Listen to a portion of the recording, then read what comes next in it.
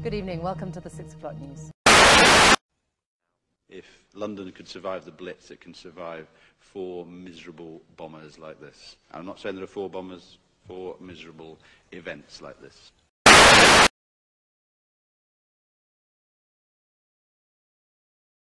With this recording, you know, it's nothing to do with conspiracy and that. You know, it's actual factual. So, you know, you don't even have to focus on, you know, conspiracy stuff to do with New World Order and all that stuff. Just focus on, you know, like forensic science and that. A lot of these videos you've got in a minute for starters, right? And then we've got a lot of other stuff in it as well, man. So, you know, just listen through the video and make your mind up from that. It's got stuff starting with ISIS and what doesn't make sense about them. Bin Laden, Al Qaeda, all of that, you know, 9/11 and 7/7. I mean, when you watch this, your mind will be blown as much as mine was. So, listen in. Of these videos are staged. They say ISIS has the world believing one thing when something entirely different may have happened. Our Valerie Castro live with that part of the story. And Val, some of the video analysis is happening right here in Colorado. Jim, CU Denver is home to the National Center for Media Forensics. Researchers here are analyzing those videos for authenticity and trying to learn more about the people who made them. The haunting image of a journalist kneeling at the hands of an ISIS terrorist is disturbing at least. At most, it gives us some insight into how sophisticated the group is. We can see the microphones that are used in the stand-up. Jeff Smith is an expert at analyzing media. He's the associate director of the CU Denver National Center of Forensic Media. He says the video can tell us several things. It exemplifies skilled planning and a premeditated nature to carrying out this message to America. It can also tell us something surprising about what are said to be the beheadings of journalists James Foley and Steve Sotloff. What's most interesting is that the actual beheading that takes place in the videos, in both of them, are staged. However, the bodies shown later on in the video are real. Smith says the production value is of high quality. There was likely a director and the use of several cameras and editing equipment. I've not seen a video made by terrorists of this quality, but I don't think that our government has either. Analyzing these videos might provide clues about other captives. Can we somehow put together... So I was watching the footage released by mainstream media, in which 2 alleged Japanese hostages are being held captive by an ISIS member known as Jihad John, and it immediately struck me as a bogus video filmed in a studio, not only because of the very fake-looking ambient lighting, which looks nowhere near natural sunlight, but also because of a crucial detail that entirely gives away a lame studio production: the shadows. If you pay close attention to the shadows around the neck of the 2 alleged hostages, you will notice that they are being cast in 2 complete opposite directions, whereas Jihad John's shadow is being cast behind him, what definitely suggests 3 different light sources in the scene. Unless this footage was filmed in Tatooine or some other alien planet, this is not a real outdoor ambient lighting. Not to mention that Jihad John's squeaky clean burqa, impeccably ironed, and without a speck of dust, looks as if it had just coming out from the laundry, and for a British white guy, fully covered in black, and boiling in the desert sun, there's not a single sign of sweat on his burqa or on the hostages for that matter. Not a single drop of sweat in their faces either. They are simply not sweating at all, considering that this footage is supposed to have been shot in the desert, and the whole life-threatening nature of the scene. What gives? But it's the blatant divergence between the shadows that screams hoax, and in my opinion proves that the whole ISIS shenanigans is a CIA Mossad Hollywood production with B actors, fake terrorists, fake beheadings and fake scenarios made up to brainwash the masses into whatever Zionist agenda is behind this farce.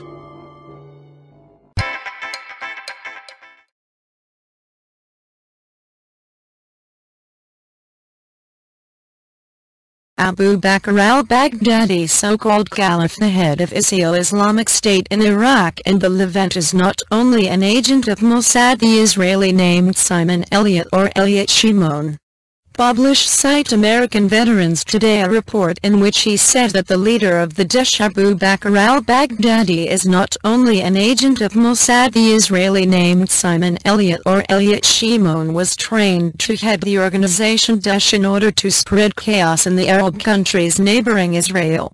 The report published by the site, the Abu Bakr al-Baghdadi, was born to Jewish parents and picked up Israeli intelligence services to get highly trained to spy, and then being planted in one of the Arab countries to assess the organization Daesh, which was published chaos throughout the Arab world and the demolition of states, which increases the chances of Israel's control over the Middle East region. Site remarks made by Edward Snowden, America, who leaked details of spyware for the National Security Agency of America last month to a newspaper. He claimed Snowden to organize Daesh, not only the product of an American plan. Israeli and British aims to collect a majority of the world's mujahideen extremists within one organization, to spread chaos in the Middle East and the destruction of nations, which gives Israel and the Western world a greater opportunity to control the wealth of the region.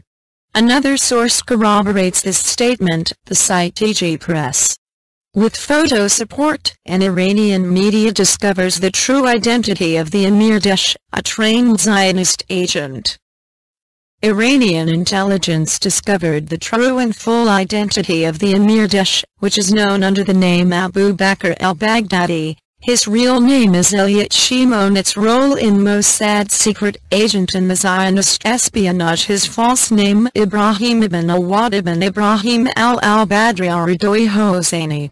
The plan: get into the military and civilian heart of the countries that are declared as a threat to Israel in order to destroy, to facilitate thereafter the takeover by the Zionist state on the entire area of the Middle East in order to establish Greater Israel.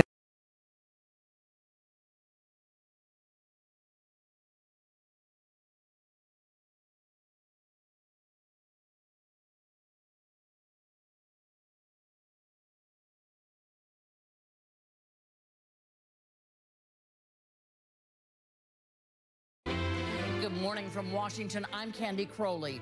4 more Iraqi towns have fallen to ISIS, an Islamist militia that is plowing its way through Iraq on the way to Baghdad. This as the initial group of U.S. military advisors is expected to arrive soon in Iraq.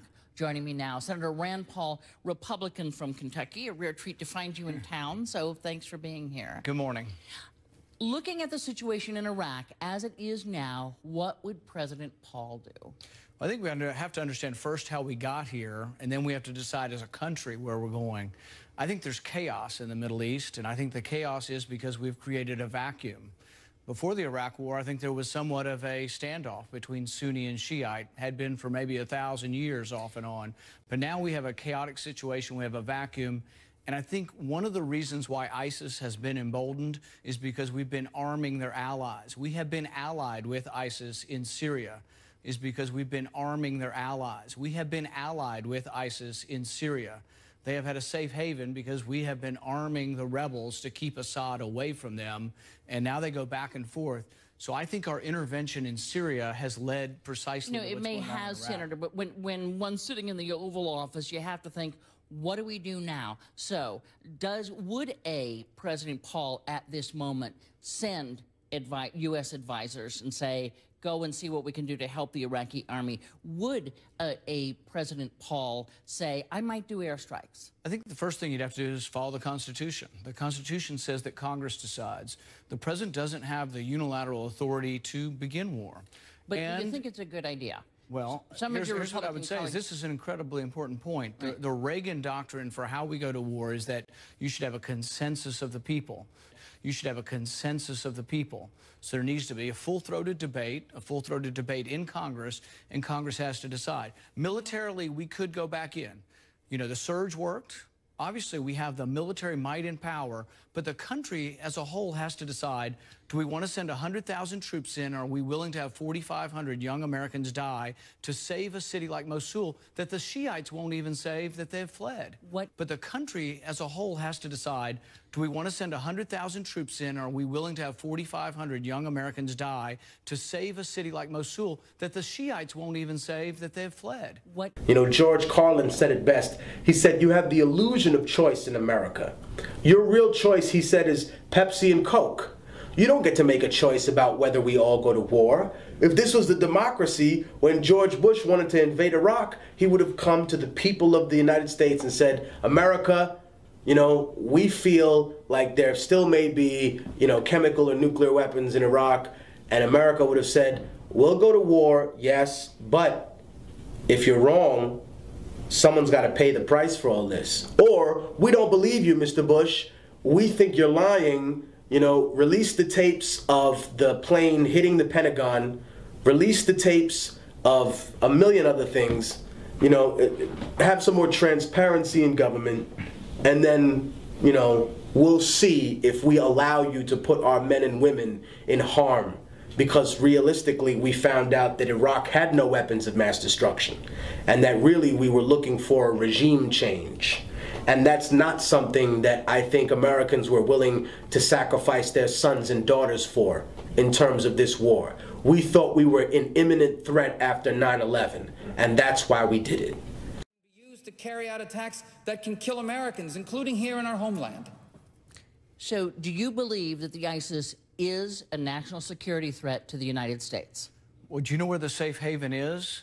The safe haven's in Syria. So those who have been, let me finish. Because the thing is that they would not be empowered in Iraq if we were not providing safe haven in Syria by arming their allies. So should we go to Syria? I mean, the thing is, we kind of are where we are. No, so well, we are where we are because we are where we are because we armed the Syrian rebels. We have been fighting alongside Al-Qaeda, fighting alongside ISIS. ISIS is now emboldened in 2 countries. But here's the anomaly. We're with ISIS in Syria. We're on the same side of the war. So those who want to get involved to stop ISIS in Iraq are allied with ISIS in Syria. That is the real contradiction to this whole policy. Right, and many of your Republican colleagues would argue that what we should have done in Syria was get rid of Assad, and that would have stopped ISIS in his tracks. But we've done this. Look at Libya. If London could survive the Blitz, it can survive 4 miserable bombers like this. I'm not saying there are 4 bombers, 4 miserable events like this. If London could survive the Blitz, it can survive 4 miserable bombers like this. I'm not saying there are 4 bombers, 4 miserable events like this.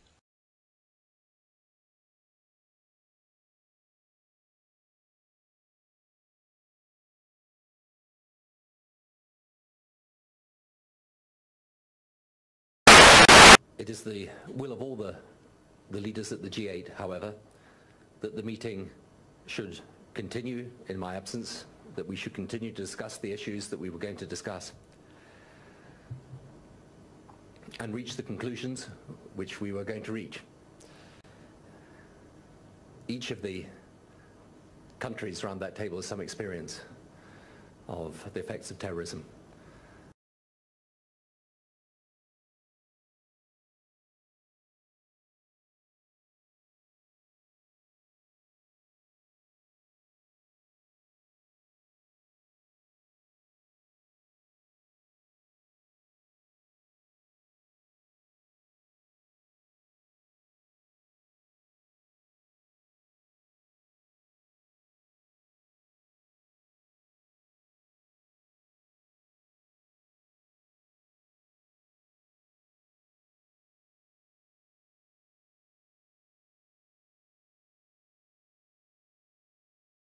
And all the leaders, as they will indicate a little bit later,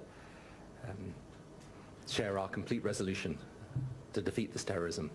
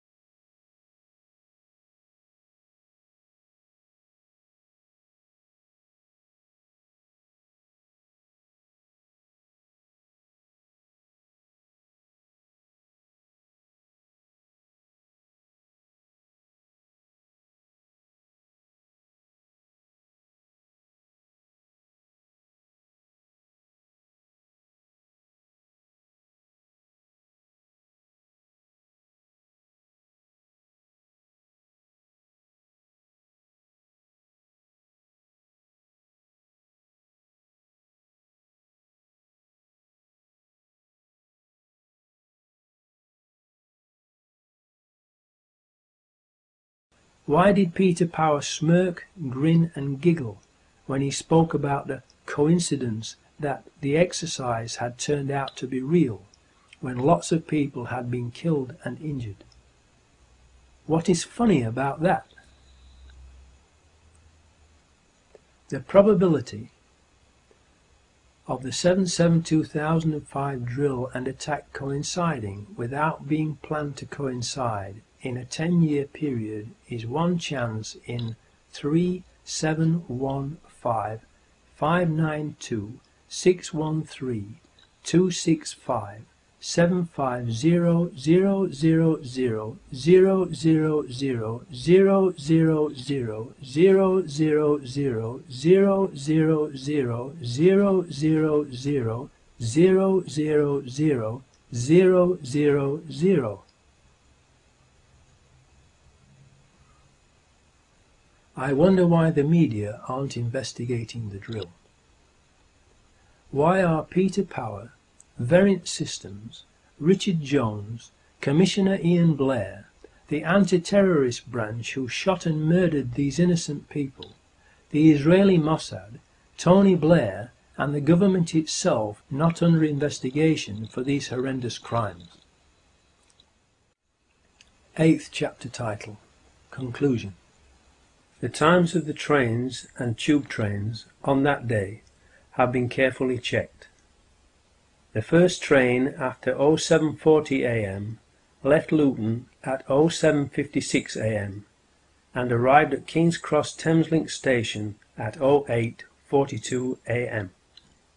The 3 tube trains that blew up left King's Cross Underground station at 08:35 a.m.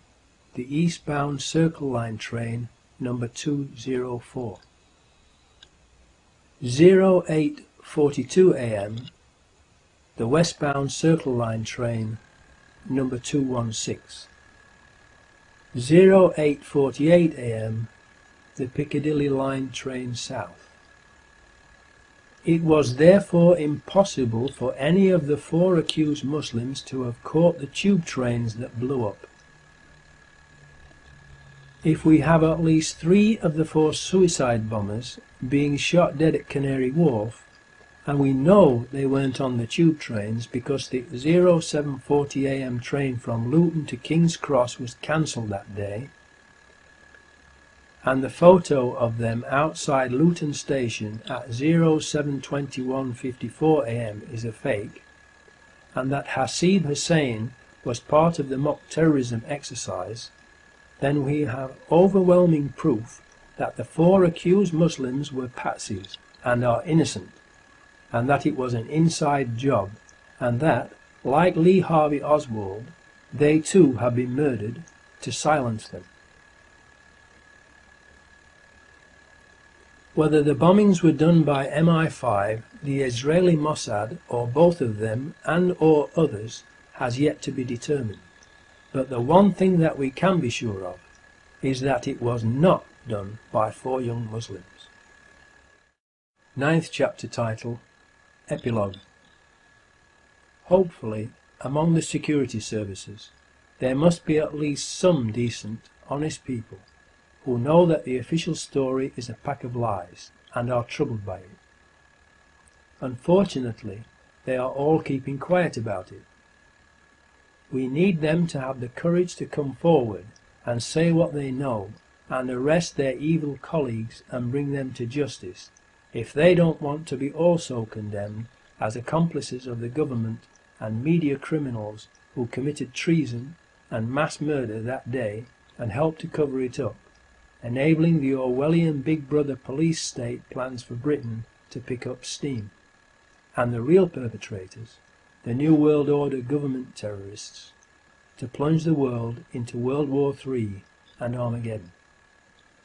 Why do you think they have made a Big Brother TV program? To program people's minds and get them used to the idea of living under constant surveillance, and to like it, and volunteer to take part in it. Why do you think they are called programs?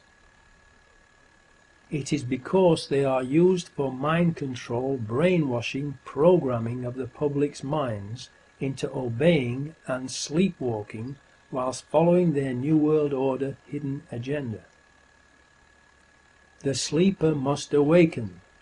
The sleeper must awaken.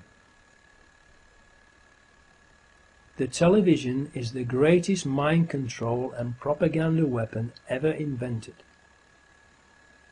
Do you think you should be paying for a TV license to fund all their programming of your mind and the lies and propaganda they are broadcasting to deceive, brainwash, control and enslave everyone, including you?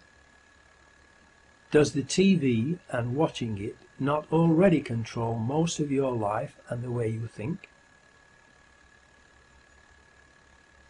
Do you think you should be paying for all those CCTV cameras and their operatives to spy on you everywhere you go so they can enslave you and fine you, thereby stealing your money for doing nothing wrong? Especially when they use your own money from those fines and taxes to pay for even more CCTV cameras, so you have even less privacy and freedom. And then they claim that the cameras do not work when there is a real crime being committed by the people who control the cameras. Don't you realize that in paying fines and taxes you are actually paying for the chains they are using to enslave you with? Wake up, look and see the reality that you are actually paying for them to turn you into their slave. The government is continually and illegally passing new legislation to restrict your freedom and obtain more and more information about you to control you, and yet they themselves are becoming more and more secretive and out of control. They have turned the relationship between the people and government into the opposite of what it should be. It should be public servants serving the people, not the people serving public government masters or, more accurately, dictators. Please, for your own sakes, make copies of this film for everyone you know and for the media outlets in your area, to wake them up and let everyone know the truth, so that the public will give the decent, honest people in the security services their support and encouragement to tell the truth and arrest their evil.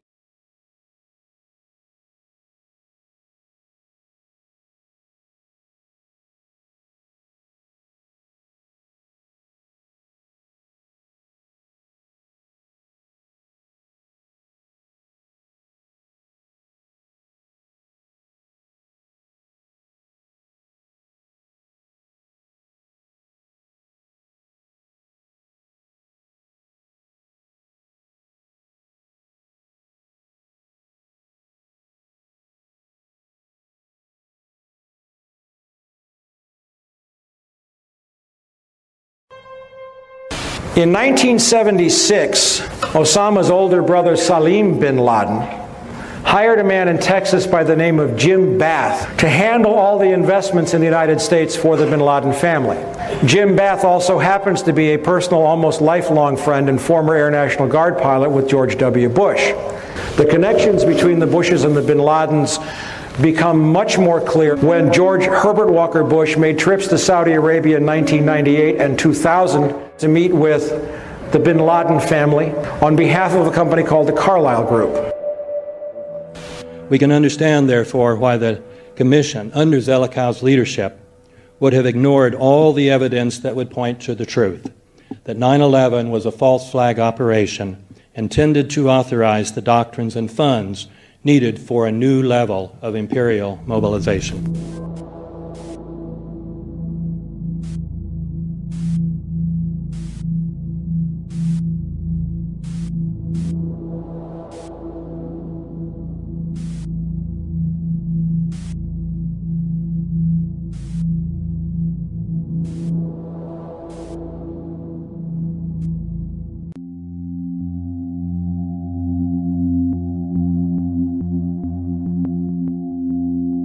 My awakening began with a simple question. It occurred as I watched a familiar clip of President Bush on the morning of 9/11. I didn't realize it then, but this question was about to change my life. Bush is sitting at Booker Elementary School in Sarasota, Florida at 9:05 a.m. when White House Chief of Staff Andrew Card whispers into the president's ear. A second plane has hit the second tower. America is under attack. That first question was, why didn't the Secret Service get him out of there immediately? They didn't know how many planes were hijacked yet or what their targets were. There were actually 8 planes that were hijacked. We had 11 reports of hijacked aircraft. There were thousands of planes still flying. As many as a dozen planes were reported hijacked at one point. And it was no secret the president was there. The school visit had been made public on September 7th, 4 days prior to 9/11. How could anyone be...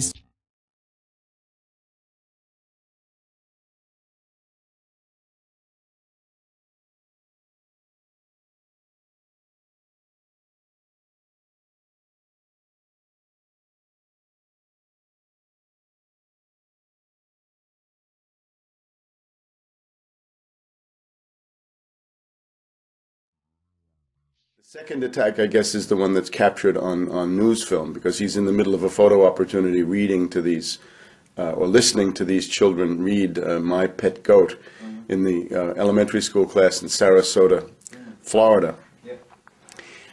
My personal analysis of this is that he is frozen in fear, terror, and panic. He does not know what to do. And he sits there waiting for somebody to tell him what it is he must do. He is not an active president. He doesn't call for telephones. He doesn't issue a parade of crisp orders. He doesn't say, scramble every fighter, bring down all planes, close the borders, go to red alert.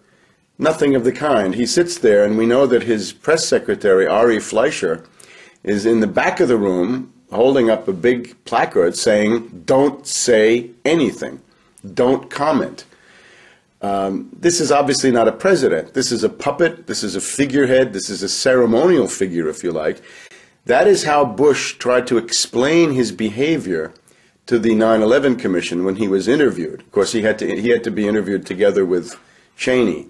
The reports are that he was sitting on Cheney's lap while he gave this interview. And there are other reports that Cheney was sitting on his wife's lap, because that's how he has to appear. Cheney can't appear without his wife, and Bush can't appear without Cheney. So Bush said, I sat there and tried to project calm and strength.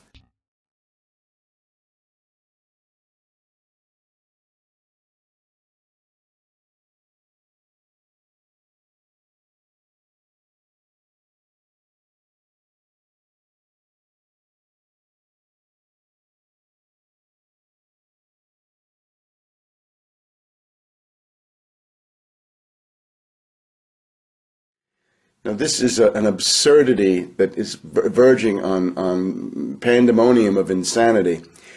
He simply doesn't know what to do. He's got to be told what to do. There's the other dimension, is that as you read, for example, in my book, I devote a whole chapter to Bush's behavior and movements on this day, because I consider it to be of critical importance. A Secret Service agent, hearing the news of either the first or the second plane hitting the buildings in Manhattan, said, we're out of here. That was standard operating procedure. The standard operating procedure is if a major terror event is in progress, the president has to be taken to a secure location. We know, for example, Cheney, obviously considered much more important, was literally picked up and carried from his office in the White House down into the bunker in the sub basement, where he would probably be safe from a direct airplane impact, maybe. But in the case of Bush, despite the fact that one Secret Service agent says we're out of here, they don't move him. He stays there. Somehow that impulse is overridden. The standard operating procedure is abandoned, and Bush is essentially left there as a sitting duck. I don't believe reports of conspiracy theorists who say, well, they let him stay there because they were all in on it. They all knew everything that was happening.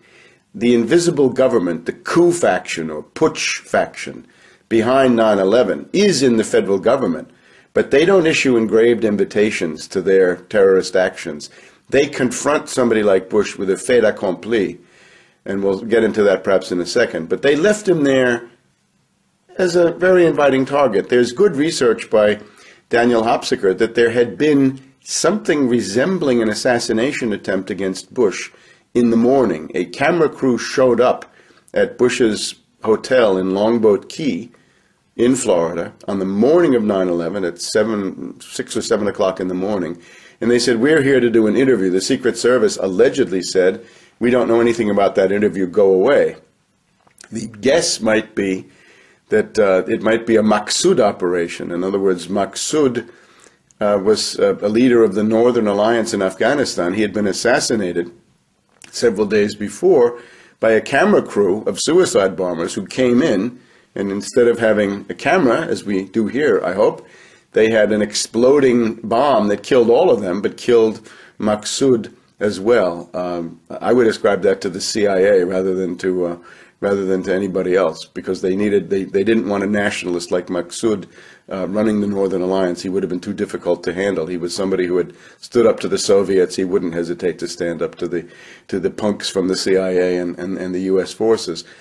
So assassination attempt in the morning, hung out to dry, essentially left there, security stripped in the morning. Then Air Force One takes off. No fighter escorts are there. And there's also a tremendous reluctance on the part of the pilot of Air Force One to tell the Air Force where he's going.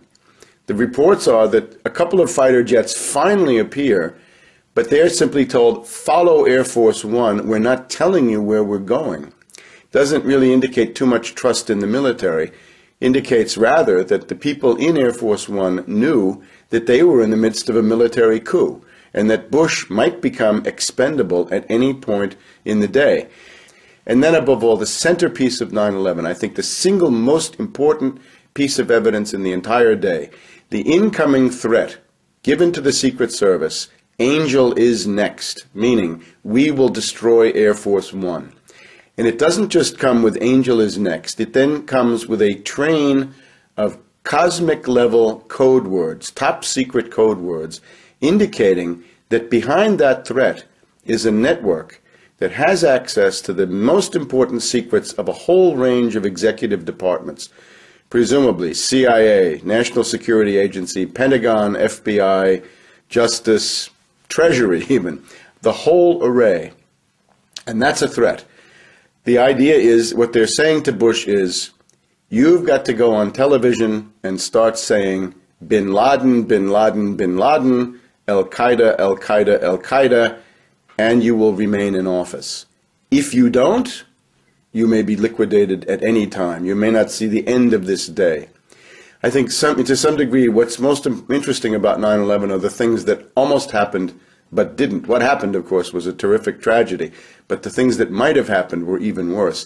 The other thing the invisible government wanted Bush to do, this coup faction, if you will, was to get on the phone with Putin and tell him, we are seizing Afghanistan now, and we're going to set up bases in your soft underbelly in the former Soviet republics of Central Asia, Uzbekistan, Kyrgyzia for starters, after that perhaps Turkmenistan, Kazakhstan, and the rest. That is a very dangerous move. That might have been responded to by Putin with his own threats. He might have said no. So the invisible government had to have the possibility of nuclear escalation, and they did. They had it in two ways that we know of.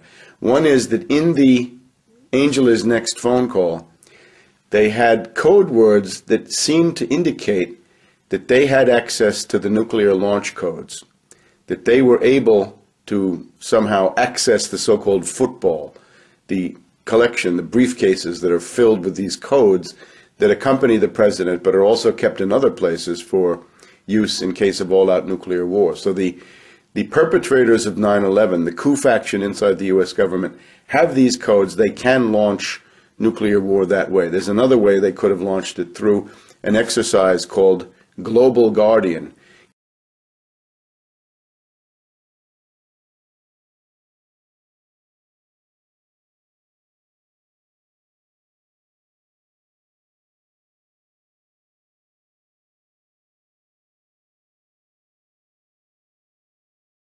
because it just so happened that on the morning of 9/11 there was also an exercise simulating all-out thermonuclear war. And part of that exercise appears to have been an attempt, as a part of the drill, as a part of the simulation, for a rogue faction to gain access to command and control systems that would give them the ability to launch missiles. Essentially, it's an ultimatum telling Bush that the only way you can remain in office is if you begin to preach the war of civilizations and act in the way that we are demanding. There's also reports, through the Réseau Voltaire in particular, that Tony Blair was on the phone actively with Bush, telling him, you've got to go on television and say Al-Qaeda, bin Laden. And of course, for that, there was absolutely no proof. There was no scrap of proof in the world that bin Laden, Al-Qaeda, had anything to do with this. And indeed, the FBI has admitted that in going into Afghanistan, they never found anything, not one line, not one scrap. So we've never made the case or argued the case that somehow Osama bin Laden was directly involved in 9/11. That evidence has never been forthcoming. That would have anything to do with the events of 9/11. So I think the scratching the surface on 9/11, what is revealed is a horror that is much greater than even the one that we saw. So sure, hijackers weren't already on the way, yet there he lingered, even after 2 more flights were confirmed hijacked, Flight 77 and Flight 93, the Pentagon and Shanksville planes respectively. Somewhere I saw a story claiming the president's camp didn't want to scare the kids at the school, and that's why he stayed, which I found hard to believe. Well-trained professionals are going to risk the balance of power in the world to spare the feelings of a few kids who routinely practice fire drills anyway? Well, I guess the answer was yes, because Bush stayed until 9:34 a.m., a full 29 minutes after it was known we were under attack. Think about that. That would have been 29 grueling minutes for everyone, especially those assigned to protect the president, wondering if some hijackers gotten ambitious, maybe changed their plans in the last few days after the school visit was made public. I guess someone high up in the president's camp must have known or thought they were safe. I mean, what else could it be? But how could anyone have known that? It had me thinking, but it wasn't a huge deal. I was more intrigued by the type of people I came across who also had similar questions about 9/11. These weren't conspiracy theorists as I pictured them. These were people in government, aviation, civil defense, architecture, science, engineering, and the military. I decided to look further. I still had no idea the impact this would have on my life. I started by refamiliarizing myself with the incident, or I should say set of incidents. Of course, we all remember the second tower being hit, but I didn't put much thought into the other parts of that day. And soon after looking, I was reminded that there were several incredible events on 9/11. I'd put almost no thought into the particulars of that day for 10 years. But that was about to change. In chronological order, the official version goes like this. 4 planes were hijacked by 19 mostly Saudi Arabian terrorists who then flew or attempted to fly those planes into 4 U.S. buildings: World Trade Center 1, World Trade Center 2, the Pentagon, and the U.S. Capitol. 3 of them were successful. American Airlines Flight 11 hit the first tower, the North Tower, at 8:46 a.m. United Airlines Flight 175 hit the South Tower at 9:03 a.m. American Airlines Flight 77 hit the Pentagon at 9:37 a.m. At 9:59, the South Tower collapsed after burning for less than an hour. At 10:07 a.m., United Flight 93 crashed in a field in Shanksville, Pennsylvania. Then at 10:28 a.m., the North Tower collapsed. And I barely remembered that a third building at the World Trade Center, Building 7, collapsed at 5:20 p.m. to close out the day. The National Institute of Standards and Technology, more commonly known as NIST, backed up the official government version that intense fires weakened the steel and caused all 3 buildings to fail, including Building 7, which oddly enough was not hit by an airplane, nor was it exposed to jet fuel, which is what I thought melted the towers to get that progressive collapse started. And you had that intense heat probably weakened the structure as well. As I looked for answers, I found Shyam Sunder of NIST stating, The buildings were not brought down by explosives. Until then, I didn't know explosives were even in the conversation. And like hearing a child claim innocence before a question is even posed, it had my eyebrow raised. World Trade Center 7 collapsed because of fires fueled by office furnishings. It did not collapse from explosives or from fuel oil fires. While researching the official government story, I saw a news flash that the 9/11 families wanted an investigation of World Trade Center 7. I was a bit surprised. Why would they be questioning the official story? That seemed a little out there, but who could be more invested than they were? So I listened to what they had to say. Our perception of what happened on September 11th is very different from the general public's perception, I'd say, for the most part. I believe that the public is still uninformed about most of the issues that are surrounding them. I just don't think the public at all knows. They want to believe. I think the truth sometimes can be frightening. There's some deep explaining to do. The bottom line is that it needs to be investigated. We have to demand a new investigation. I want justice here. Nobody ever stopped to have a scientific investigation. A scientific investigation. Here are some basic facts. World Trade Center 7, which was located in downtown New York City, is sometimes called the Salomon Brothers Building, but is most commonly referred to as Building 7. With construction beginning in 1984, it benefited from many modern advancements in building technology. It was a 47-story, steel-framed, fireproof skyscraper standing 550 feet tall. It was 300 feet from the nearest tower, the North Tower, or about a football field away. Even though it was one of the largest buildings in Manhattan, it looked small next to the Twin Towers. In September of 2001, Building 7 would have been the tallest building in 33 states. It collapsed at 5:20 p.m. the afternoon of September 11th. Even though Building 7 was not hit by an airplane, the official explanation for all three buildings that collapsed was that intense fires weakened the steel, resulting in total symmetrical building failure.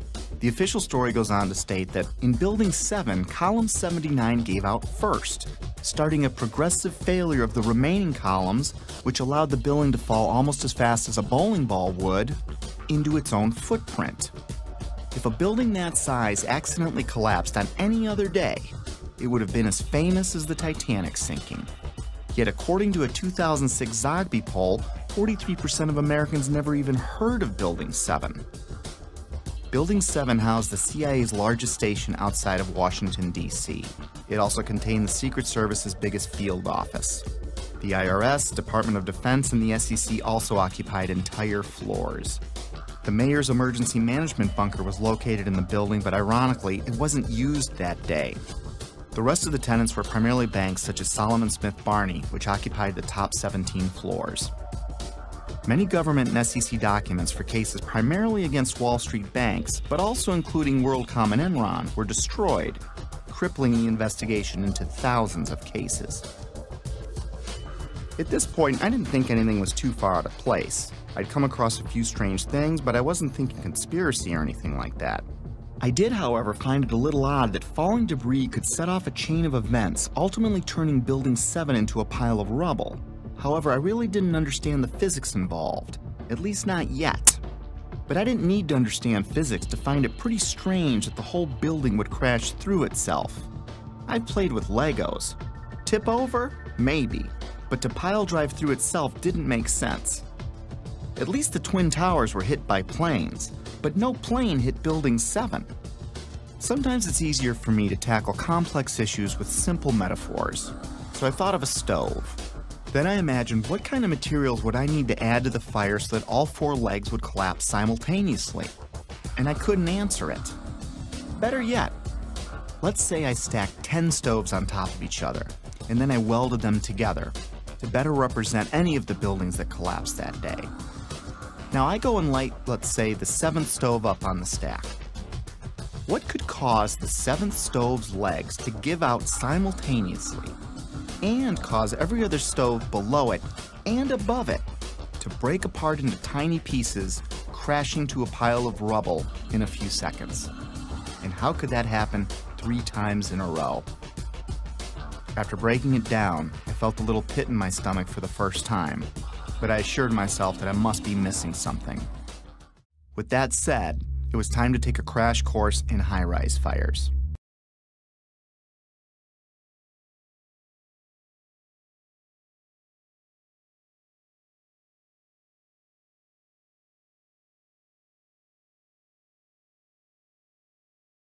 It seems that high-rise fires are more common than I thought. I found hundreds of them. According to a 2011 report by the National Fire Protection Association, there are an average of 110 fires each year in buildings over 13 stories tall. According to the report, between 2005 and 2009, there were 550 high-rise fires. Of course, there are many more all throughout history, but let's talk about some of the more startling ones. Sao Paulo, Brazil, the Joelma building, 1974. Sparked by an electrical fire, the residential building burned twice as long as the Twin Towers, yet it stood. The underlying structure wasn't even weakened. In fact, it's still in use today. The MGM Grand, which is now Bally's in Las Vegas, Nevada, caught fire in 1980, killing 85 people. It's had a few facelifts and ownership changes, but the structure underneath was never compromised. It's still in use today. Los Angeles, California, 1988. What was then called the First Interstate Bank building burned for 3.5 hours. No structural failure at all. In fact, an insurance company moved in, and today it's known as the Aon Center. In 2004, the Parque Central building in Caracas, Venezuela, the country's tallest building, burned for 17 hours. The facade was repaired, and it is in use today. Philadelphia, Pennsylvania, One Meridian Plaza, 1991, burned for 18 hours. It stood. Beijing, China, the Mandarin Oriental Hotel, burned for 6 hours in 2009. It stood. Chechnya's tallest building burned for 7 hours in April 2013. It stood. Dubai, Moscow, Zurich, and on and on. I was starting to see a trend. Fires don't melt steel or cause buildings to collapse. The World Trade Center has itself burned many times with no structural failure or weakening. Some significant dates include February 13, 1975, when the 9th to the 14th floors burned for 3 hours. No damage or weakening of the structure was recorded. The fire began in an electrical wiring closet on the 11th floor. Some fire department officials and building officials here say that there's no chance the World Trade Center could become a type of towering inferno. And in 1993, it survived a bomb detonated in a highly vulnerable area with no structural damage caused by the fires that resulted from the explosion. There was, of course, damage from the bomb, which had to be repaired, but through it all, the towers have always stood. Sometimes buildings do collapse because of structural failure, but it's usually a design problem or earthquake damage or a controlled demolition. Buildings don't come down because of fire, but when they do collapse, they tend to tip over and stay connected. After reviewing hundreds of fires, I could find only 3 occurrences of fire bringing down a steel-framed high-rise in all of history, and all 3 were on 9/11. High-rise buildings simply do not collapse due to fire. Collapse of World Trade Center 7 was primarily due to fire. But there's a problem. Office and open-air jet fuel fires cannot melt steel. A lot of things in these kind of buildings have to be fire resistant by nature. It's required by code. So there really isn't a whole lot of fuel in there to begin with. The National Institute of Standards and Technology said that the maximum air temperatures was about 1,800 degrees or 1,000 degrees colder than what's needed to melt steel.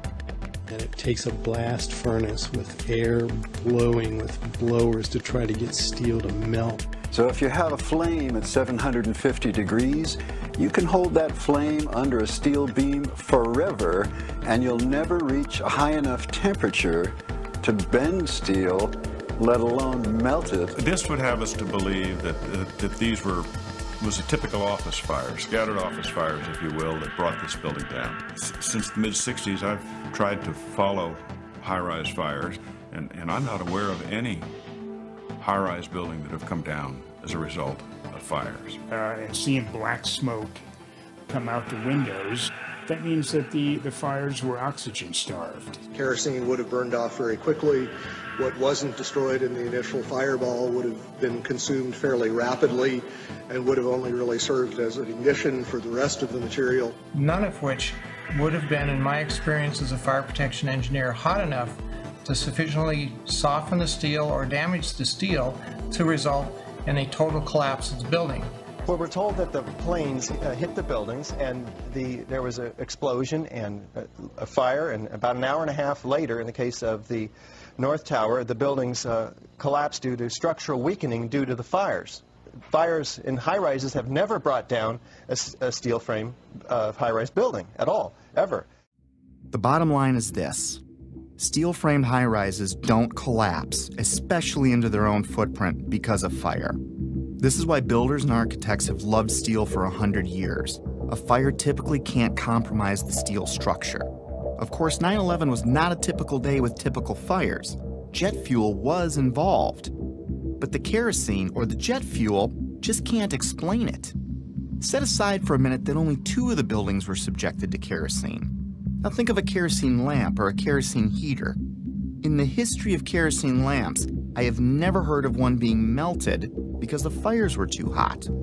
In fact, the World Trade Center fires were starved of oxygen and therefore heat. You can see it in the black smoke coming from the towers. Yet molten iron was found in the rubble of all 3 buildings. Something else had to provide the heat and energy needed to liquefy, melt, or even microscopically bend the steel in any of those 3 buildings. And unless you work for NIST, scientists agree that neither jet fuel, nor the furnishings inside those buildings could have heated the steel enough to melt it. I was starting to realize that something else must have been involved in the collapse of at least Building 7, if not all 3. Okay, maybe airplanes weakened the structure of the Twin Towers, which we'll be looking into more deeply later. For now, believe it or not, planes have hit many buildings throughout history and none fell. Of course, none were hit with planes as large as the ones on 9/11, but that still leaves Building 7. I couldn't explain it. Can you tell me that if I throw a flaming chunk of metal off of one building, I can make the building next to it collapse in on itself a few hours later? Why do demolition companies even exist if you can just light a few random fires and wait for an implosion? Maybe the steel structure in Building 7 was so badly damaged from falling debris that the entire structure was compromised. It still can't explain the symmetrical collapse, but I looked anyway. Other buildings that have suffered severe structural damage by natural disaster or bombs didn't disintegrate into rubble piles. They stayed together in some way. Even the buildings in the Trade Center complex that suffered worse damage than Building 7 didn't collapse in on themselves. This uneasy feeling was growing, but there was much more to understand about Building 7's collapse, especially before I started jumping to conclusions in my own head. I needed to hear from some experts. It just didn't add up, the way the whole thing sort of pile drove itself into the ground and all at near free fall speed. Collapses straight down into its own footprint at free fall speed. This is uncanny. There's 40,000 tons of structural steel designed to resist this collapse. This building had 40,000 tons of structural steel in its structural system, and that is intended to keep it from going anywhere. The animation sequence from the National Institute of Standards and Technology for their model, their mathematical model of the collapse of Building Number 7. And they have the inside members, that one column gave way, which they claim resulted in the collapse of all the surrounding members, and then this precipitated a global collapse. This would just not be physically possible for a gravitational collapse. According to NIST, the failure occurred at column 79 on level 12. This means basically they're talking about a single columnar collapse or failure that resulted in a total collapse of the building. That just does not make any sense. Regardless of the engineering, the logic tells you that if you have a single failure at some random point in the building, that the entire building is not going to collapse. Buildings don't break that way. The story that just a few columns can cause a synchronized global collapse, an implosion, is, well, that's just nonsense. The exterior columns on the outside as well as on the inside at the bottom would have to be severed almost at the same time. The building would want to topple over. It would want to bend over that weakened area and topple over sideways. What we saw was, the structures came straight down upon itself. It cannot happen that when you have asymmetric damage, you will get a perfectly symmetrical collapse. At free fall speed. That's impossible. That's a violation of the fundamental law of physics that says that for every action, there's an equal and opposite reaction. If you took a billiard ball and dropped at the height of the Twin Towers, and you just merely stopped it and started at every floor in free fall, it would take over 1.5 minutes to reach the ground. The buildings were down in 10 seconds. Buildings just don't behave like that. If floors fall, they tend to fall and are braced by the floor directly beneath it. And there's some delay there. And then the next floor falls with 2 floors, and there's some more delay. The buildings actually accelerated as they came down, meaning they were not getting resistance from these massive columns in the center of the core of this building. And when it's all finished, the outside walls from the lower floors are piled one on top of the other right in the middle of the building. So it's fiction to say that a building as modern as World Trade Center 7 comes down with no resistance. Doesn't add up. The official explanation was dead wrong. Just not possible. Not possible. Just doesn't make sense. It's not how it works. It can't happen. Never before in history. It just can't happen. Well, that's just nonsense. And that cannot happen. Couldn't happen. It's fiction. There's definitely much more going on than just fire. This was a controlled event. The symmetry is the smoking gun. In short, the evidence is clear. We are witnessing not the collapse of a building. Could the hijackers have wired the buildings? Maybe the government didn't want us to know how really lax their security was, and that's why they covered up this fact. Maybe it was pre-wired for some reason, but that made no sense. If it was a controlled demolition, it would explain how much of these buildings were reduced to ash. It would explain why the towers fell after burning for only an hour or so. It would explain why they imploded instead of tearing apart. It would explain why they all fell at close to free fall speed. It sure looked like a controlled demolition, in retrospect. And what we find down there is pools of molten iron. What does that mean? Several tons. Exactly. What is that doing there? The first responders see it. The structural engineers see it. It's documented by FEMA, the melting of steel. Normal office fires is what's supposed to have brought these buildings down, along with jet plane impacts. But jet fuel and office fires don't produce molten iron or molten steel. It doesn't begin to melt until 3,000 degrees. At one point, I think there were about 2,800 degrees. See the stuff he's pulling out? Yeah. It's red hot. 8 weeks later, we still got fires burning. The concept of molten iron is very important here. In order to get molten iron, you have to reach unbelievable heat levels. It takes much, much more energy than you could find with any combination of burning office furniture, jet fuel, or gravity. Molten iron can be an indication of the use of thermite. Thermite, thermate, and nanothermite are super hot burning substances used by the military that can cut through steel. It can supply its own oxygen so it can burn underwater. It would explain how fires burned at ground zero for 3 months even after the area was flooded. So thermite would also explain potentially the fact that the fires could not be put out at ground zero. The fires lasted for quite a while. The fires were finally put out on December 13th, 2001, just over 3 months after 9/11, making it the longest burning building fire in recorded history. They burned underwater for much of that time. These fires were a big question mark. But first, it was time to take a closer look at NIST. They are the scientific agency backing the official version of events as most Americans know them. I was hoping they would curb my growing anxiety. Instead, what I learned about NIST made my heart sink. To understand NIST, you need to understand the relationship to explosives. They have vehemently denied that there were any. Not only do they not check for them, they state that none were used. Plain and simple. In fact, they have gone to unbelievable lengths to prove that explosives, or even the evidence of explosives, like pops going off, did not exist. Some people might call it incompetence. Others might call it selling your soul. NIST concedes that they found no evidence for explosives. So then we asked them, well, did you look? And they said, no, we did not look for explosives or residues of explosives. So the preconceived notion of NIST is that there's no evidence for explosives, and so there's no point in looking. that is the most unscientific thing that you can possibly think of, not to look because you don't expect to find evidence, and in fact the evidence is overwhelming. NIST computed what they claimed would be the minimum loudness of an explosion that could sever column 79 with a single blast. Then they claimed no observers detected explosions as loud as their predictions.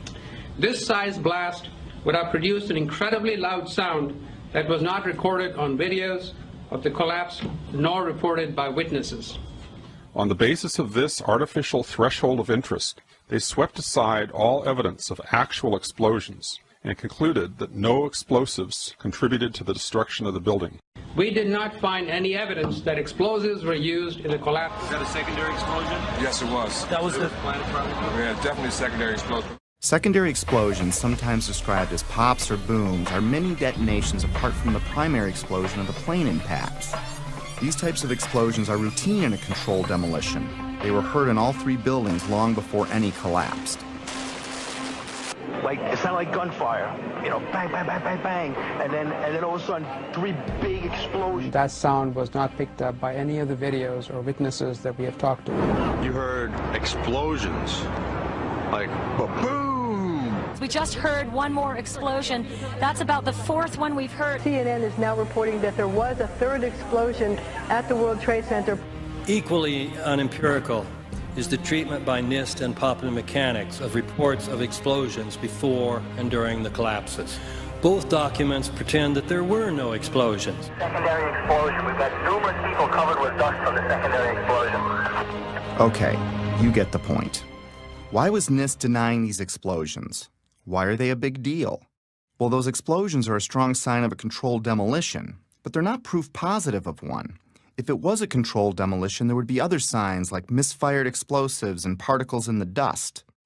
So their preferred method of dealing with this problem was to ignore or even deny the reports. John Gross, one of the chief authors of the NIST report, was captured on film while he was making a public presentation, saying that he knew of absolutely no eyewitness who has said there was a pool of molten steel. I'm curious about the pool of molten steel that was found in the bottom of the towers. First of all, let's go back to your basic premise that there was a pool of molten steel. I know of absolutely nobody, no eyewitness who said so. Get down below and you see molten steel running down the channel rails, like you're in a foundry. Like it was lava from a volcano. The fires got very intense down there and it actually melted beams where it was molten steel that was being dug out. Underground, it was still so hot that molten metal dripped down the sides of the wall from Building 6. The premise that there was a pool of molten steel. I know of absolutely nobody, no eyewitness who said so, nobody who produced it. I was on the site, I was on the steel yards, so I don't know that that's so. Then I was at the site 2 weeks after it happened with Governor Pataki, right? And they had to cease digging that day. You know why? They were finding pockets of molten liquid metal. In an office fire, you cannot generate enough heat to melt steel. And yet we have evidence of molten iron in the microspheres, in the rubble pile, and the metal pouring out of the side of the tower. About 7 minutes before its final destruction, almost an hour after the plane hit, molten metal was seen coming out of the northeast corner near the 80th floor. What was going on here? These guys at NIST are the official version. Office and jet fuel fires can reach about 1,600 degrees under ideal conditions, but NIST said that the fires burned at 1,800 degrees, which they claim was just enough to weaken and bend the steel, which led to complete failure of each building's infrastructure. But that still leaves us more than 1,000 degrees short of molten metal, which was found all over Ground Zero. The NIST report, on which Popular Mechanics and much of the press has relied, is not a scientific report. It is a political document. We need to have an investigation of NIST themselves. I believe that the reports that came out are not true. So the fact that NIST says that is absolutely, in my opinion, it's criminal. NIST wasn't looking for the truth. They were trying to hide it. But why? Were they asked to falsify their findings? I didn't think they came up with this on their own. When I see John Gross fidget and blush as he states there was no molten metal, I see a man that is doing what many of us do when we don't tell the truth. It's basic human nature. My feelings at the time were like the moment you catch your significant other in a lie. Maybe there's an explanation, but your heart is racing until you get some answers. And if something like that's ever happened to you, you may understand needing to know more, but not wanting to know more, if that makes sense. Most skyscrapers are built on steel or concrete frames, which is a grid of columns and beams that goes all the way through the building. The World Trade Center was different. It was what engineers call a tube structure. It was a very, very strong mesh of steel. There's a large central rectangle in each of the towers that contained 47 columns, and these columns basically were the primary structural support of the building. These 47, 48 columns are essentially the superstructure of a battleship. They're essentially a suspension bridge. There's no way that burning kerosene can ever affect these in the least, if only because of the radiator effect. The minuscule possibility that fire somehow brought all three buildings down was gone. My only hope was that airplanes could have destabilized the buildings somehow. It didn't explain Building 7, but I was trying to give the official version every possible chance to be right. Let's look at the best documented impact that day.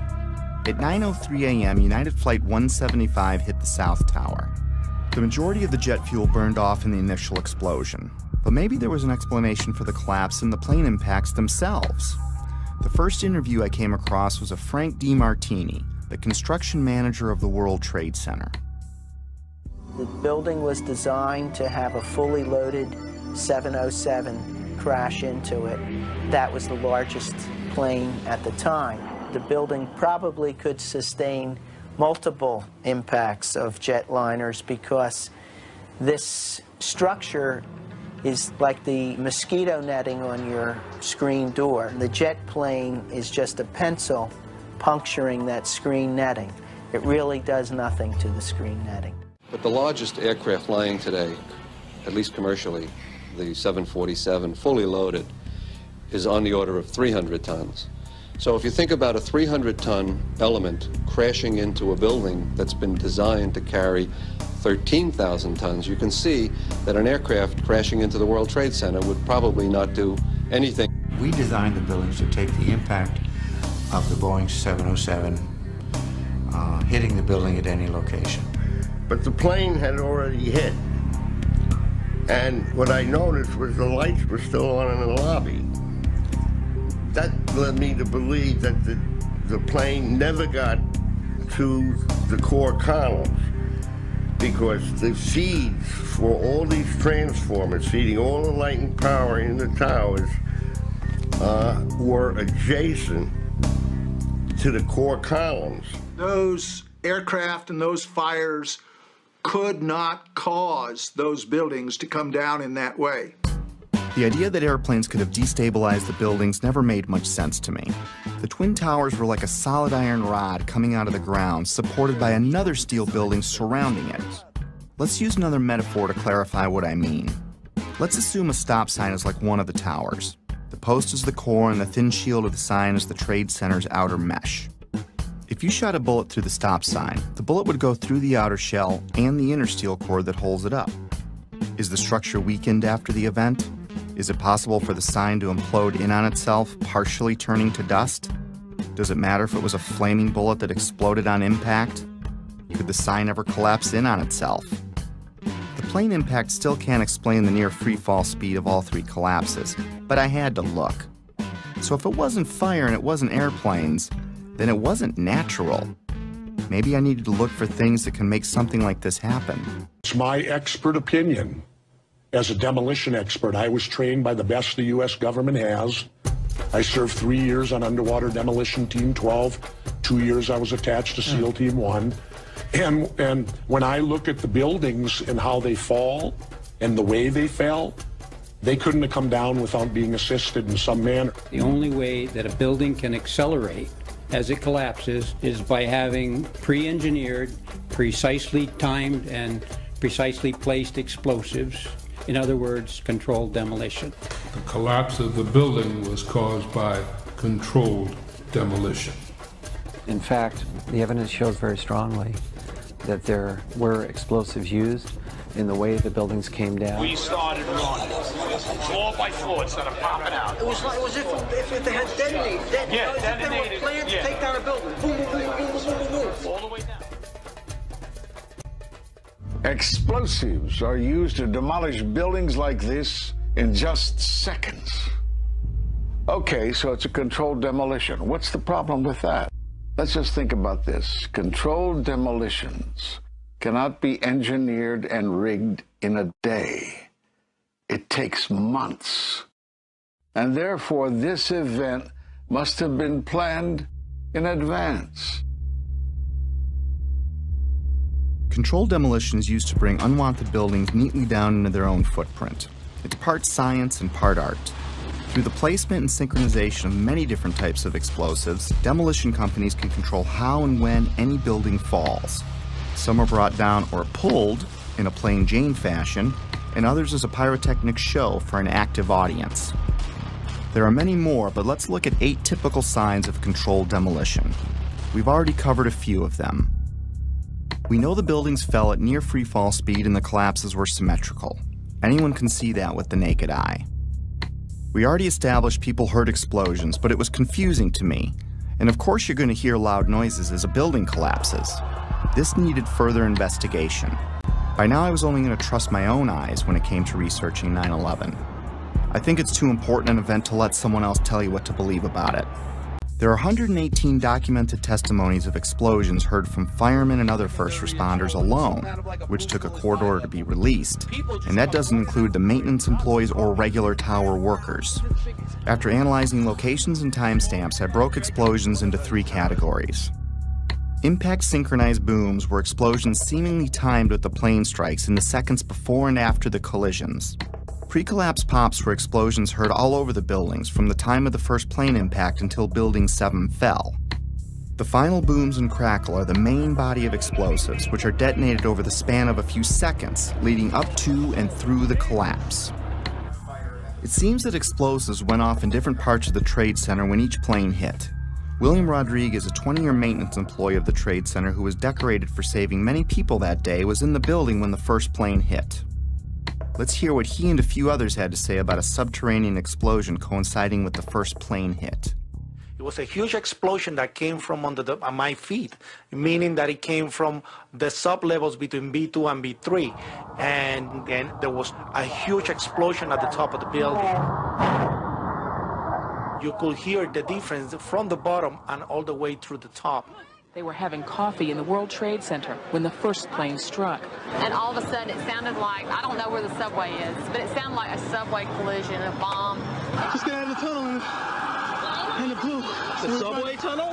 Yeah. Yes, I was right there. I was down in the basement, came down, all of a sudden the elevator blew up, smoke. I dragged the guy out, his skin was hanging off, and I dragged him out and I helped him out to the ambulance. What that man is describing sounds like an explosion, not jet fuel dripping down elevator shafts, as stated in the official version. Why did so many people hear an explosion below ground? A collision above might crack or break some windows, but I didn't understand how that could tear up the lobby, especially when you consider the base of the building would have felt the least amount of vibration as the shockwave was absorbed by the 95 floors above it. Remember, these images are from before the second plane strike, meaning these images were recorded between 8:46 and 9:03 a.m. The only thing that had happened so far is a plane impact around the 95th floor of this building.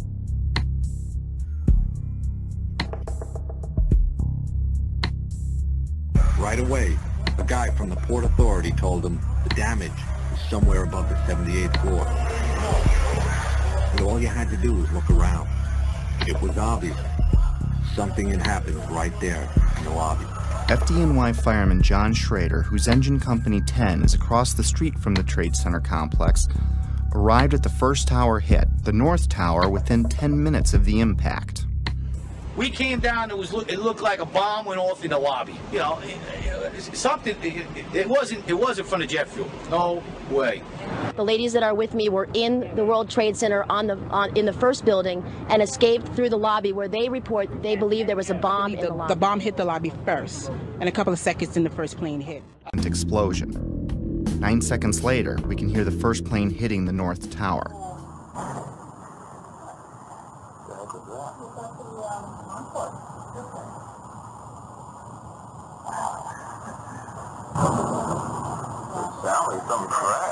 I think a bomb went off in the lobby first, then a plane hit the building, then another plane hit the other building. Let's discuss these pre-collapse pops. From a distance, they sound like pops, but they're actually pretty powerful. Hundreds of secondary explosions were reported at various times prior to the collapse of all 3 buildings. In a controlled demolition, these bangs are shaped charge explosives blowing out beams before a collapse. They can be programmed to go off hours or seconds before an implosion. These were mostly reported as secondary explosions by the first responders and reporters. We've heard reports of secondary explosions after the aircraft impact. Then somebody said that they saw an airliner go into one of those towers. Then, I don't know, an hour later than that, we had that big explosion from much, much lower. I don't know what on earth caused that. Here, hold on. You want to call your mother or something? You gotta get back. Get back. All right. The final booms and crackle are like the grand finale of a fireworks show. In a controlled demolition, the vast majority of the explosives are set to go off in an ordered fashion over the span of a few seconds as the building collapses. Depending on distance, this can sound like a rumble, booms, or crackling. In this footage, which has been slowed, you can see white smoke emanating from the ground floor before the collapse wave arrives. It's an unsteady camera, but keep in mind whoever recorded this was running for their life. It was like watching a stunt car explode before it crashes at the bottom of the cliff. In this image, recently released by a Freedom of Information Act request, police department photographer captured an explosion originating at the base of the South Tower, just before the first tower collapsed. The explosions and shockwave before Building 7's collapse were captured in different ways. We're watching the building actually because it was on fire. The bottom floors of the building were on fire, and you know, we heard this sound that sounded like a clap of thunder. Turned around, we were shocked to see that the building was, well, it looked like there was a shock wave ripping through the building and the windows all busted out. In the end, the evidence of explosions was ignored by the organizations behind the official version, like NIST, FEMA, Popular Mechanics, and the 9/11 Commission. My independent search continued. Up next, the kink in the roof. It's not necessary for there to be a kink in the roof of an imploding building, but when it does happen, it's a pretty sure indication of a controlled demolition. The roof can only kink in when the central support columns are blown out first, meaning the destruction of the building is coming from inside it, not outside. This is done by design so the building falls in on itself. The kink in Building 7 is clearly visible to the naked eye. Controlled demolitions are designed to let the top of the building fall through its inner core columns, which is typically the strongest part of any building. Watch the penthouse of Building 7 sink into the floor below it just before the collapse begins. Squibs. Squibs are the 6th indicator on our list. In demolition vernacular, squibs refer to visible blasts from explosive charges. Often they are visible through mistiming or malfunction in some way. Usually they are hidden in the debris cloud. In simple terms, squibs are visual evidence of explosives. Squibs were recorded from the moment of the first plane impact through the collapse of the last tower. For me, they went unnoticed until I looked at the video more closely. These stills captured squibs as the towers collapsed. The official version stated these squibs were compressed air caused by the pancaking floors, which squeezed air to the point of bursting out a window. The seal of the building was already broken when the collapse began. Logically, if it was compressed air, it should have found the path of least resistance through the broken part of the building. It shouldn't have knocked out a window here or a window there, as many as 40 floors below the blast wave. Naysayers tend to say, well, that's just air being blown out the windows. I mean, it doesn't really work to say it's just air pressure. And I estimated these are coming out faster than 100 miles an hour. following clips show multiple squibs popping out, sometimes simultaneously, sometimes dozens of floors away from each other. Of all the 9/11 information I've come across, this may have been the easiest to spot. Yet it provided me with one of those stark moments in which the reality of 9/11 sunk in to a new level. In this clip, notice how the squib occurs before the floors above reach the blast ejection point. Not all squibs, however, were easy to spot. Remember how we discussed explosions that were timed to go off with the plane impacts? Well, this is the first plane impact. Notice the dark brown smoke coming out of the top floor of the tower. This smoke is already dissipating before the plane strikes the building. In this segment, the NBC camera is pointed at the North Tower. The first tower hit. In a few seconds, the second tower is going to be hit. You'll know it when it happens because of the reporter's voice and the fireball in the lower left corner of the screen. Now keep your eye on the east facade, the one on the left. Notice how several tiny explosions go off as the second plane hits the other building, perhaps in an effort to mask some necessary work prior to its demolition, as I was thinking at the time. Oh, another one just hit. Something else just hit. The seventh characteristic of a planned implosion is what's called a demolition wave. It's the path of destruction in a controlled demolition. It is a visible wave of explosions moving down the columns of a building just ahead of or at the speed of gravity. This array of synchronized explosives is timed to blow out floors beneath the collapse wave as the floors above reach the floors below, thus allowing a drop at approaching freefall speed. Again, let's slow down the film for some of these. When slowed down, you can see how the explosions are timed to go off, floor by floor. In this clip, you can clearly see a demolition wave proceeding down a column mostly hidden by the umbrella of the falling debris pile. Look to the right of the black line. It's a bit grainy because of the zoom. Here it is again without the black line. You can see synced explosives cutting a path down the building. The demolition wave can be hard to see with an untrained eye because it happens so fast. I've tried to highlight a few more examples in the following clips.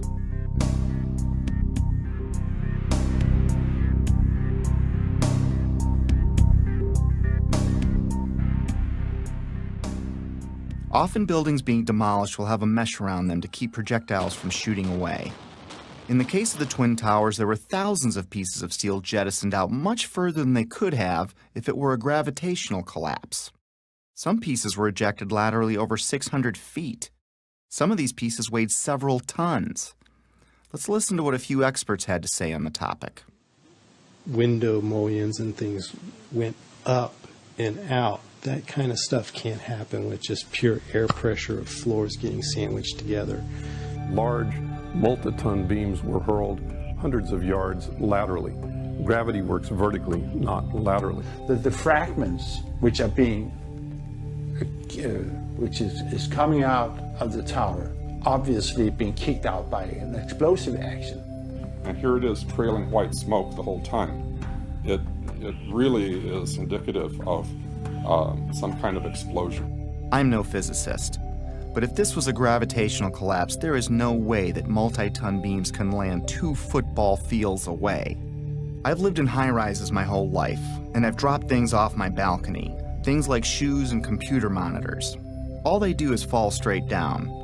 Even aerodynamic items like plates never ended up across the street. In some of these clips, you can see projectiles actually propelled upward, forming an arc. If this were a gravitational collapse, pieces could not be shot upward. And consider the pieces we see. The small pieces weigh a few pounds and the biggest pieces weigh several tons. In this clip, a multi-ton steel box column had so much lateral force that it pierced the building across the street. To give you an idea of its size, here you can see a construction worker standing at the base of the box column being installed. If I can't chuck a shoe more than 150 feet from the 50th floor of my building, how much force do you need to get a multi-ton steel girder to triple that? I could pretty much rule out a gravitational or progressive collapse with the physical dynamics I'd seen with my own eyes. And I found it ironic that the only part left standing was the base of the building. Even though the whole building landed on it, it was the only part of the building whose columns did not become dismembered. Perhaps that says something about the difficulty in wiring the atrium of the towers.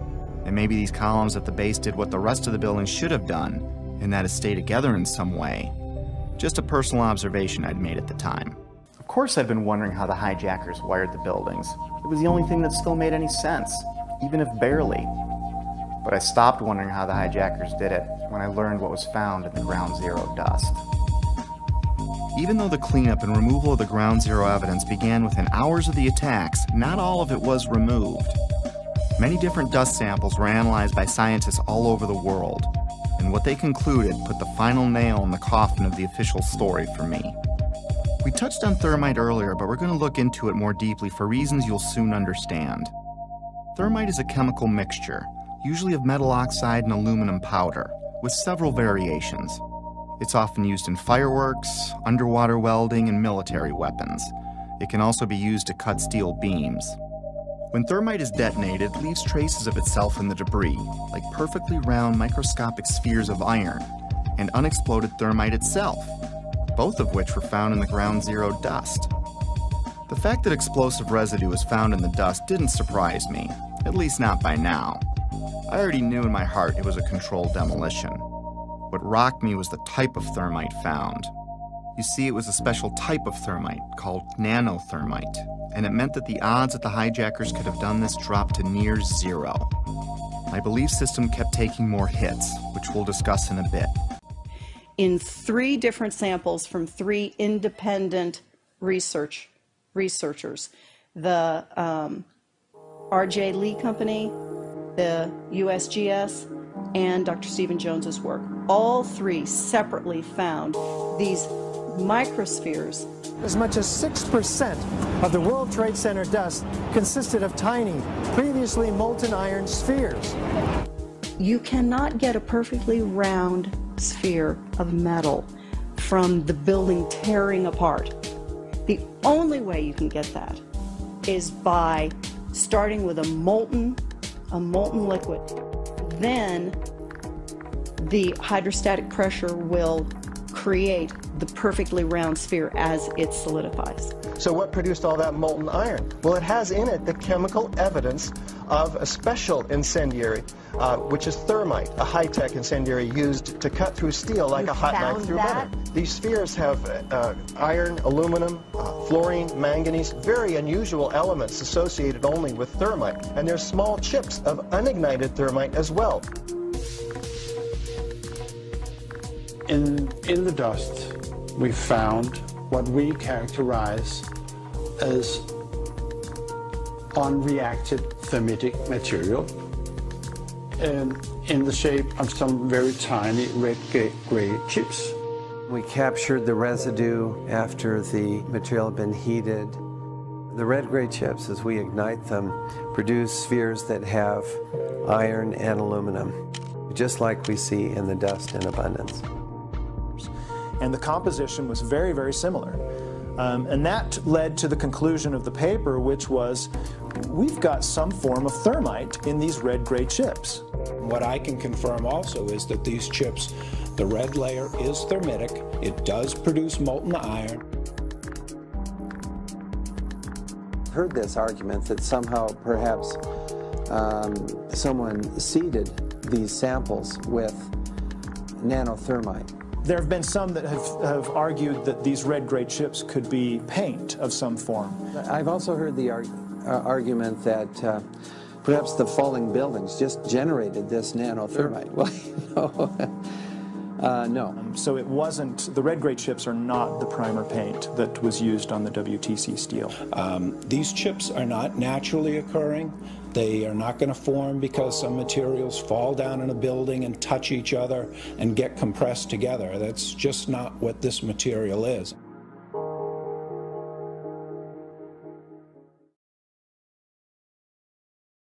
What we have found is a modern version of thermite, which we call nanothermite, which is produced in a different way. It is not just 2 powders being mixed.